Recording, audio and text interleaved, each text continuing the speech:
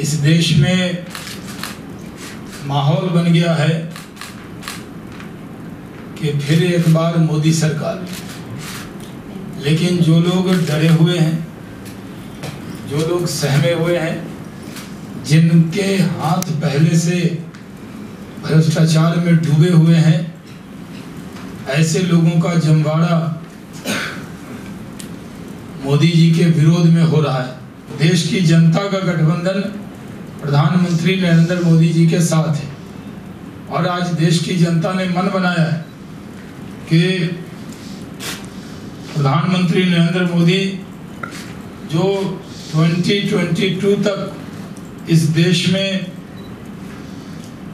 गरीबी खत्म हो, गंदगी खत्म हो, बीमारी खत्म हो, भ्रष्टाचार खत्म हो, जातिवाद खत्म हो, आतंकवाद खत्म हो, अपीसमेंट, तुष्टीकरण और बेरोजगारी ये खत्म हो, ऐसा मुक्त हिंदुस्तान हम बनाना चाहते हैं। मिशेल पकड़ा गया है, वो बहुत सी बातें बोल रहा है, इसलिए उससे विषय को भटकाने के लिए ये लोग राफेल का नाम लेते हैं।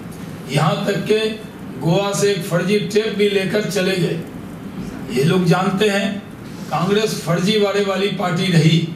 इसका काम है कि सिर्फ एलिगेशन लगाना और झूठा एलिगेशन लगाना। इसका जवाब हम लोगों ने दिया है।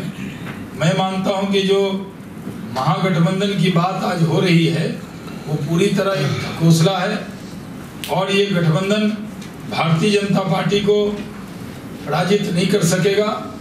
कांग्रेस को मैं पूछना चाहता हूं कि अगर उनमें बहुत हिम्मत है तो वो कहें कि अमेठी और रायबरेली में भी वो बिना अलायंस के चुनाव लड़ेंगे। वो अलायंस के साथ लड़े या बिना अलायंस के लड़े।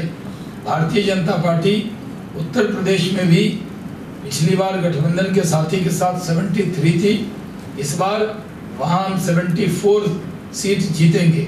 अगर नरेंद्र मोदी ने सख्ती नहीं की होती, डिमोनेटाइजेशन नहीं किया होता, जीएसटी न लगाई होती तो ये बैंकक्रप्ट हो जाते। ये पूरे बैंकिंग सिस्टम जो है वो पूरी तरह खत्म हो जाता। और मैं मानता हूं कि जो लोग बैंकक्रप्ट थे उनको भी लोन देती रही कांग्रेस रिस्ट्रक्चरिंग के नाम पर।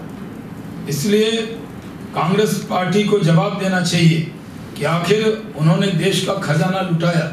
कांग्रेस ने खजाने को लुटवाने का काम किया और जब विजय माल्या जैसे लोगों को लगा कि नरेंद्र मोदी जी के राज में पैसा लेकर इस मुल्क में चैन से नहीं रह सकते तो वो भागे, क्योंकि वो सरकार की सख्ती से भागे। ऐसे सब लोगों को पकड़कर हम लाएंगे, क्योंकि देश का चौकीदार जागता है और चोरों को उनसे डर लगता है। इसलिए सारे चोर मिलकर चौकीदार को ही चोर बताने लगे। इसका जवाब इस देश की जनता उनको देगी।